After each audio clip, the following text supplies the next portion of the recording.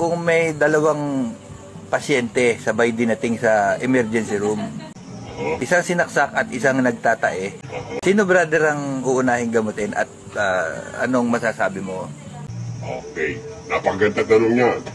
Ito, sa pahina 24, ang isinasaad, kabasa-basa, ay halimbawang nagkataon at nangyari na ang isang nagtatae at isang nasaksak ay parehong ididating sa emergency room. Ang uunahin ng doktor siyempre ay ang nagtatae. Bakit naman? Bakit naman, brother? Dahil itong nasaksak, pwede siyang salina ng dugo anytime.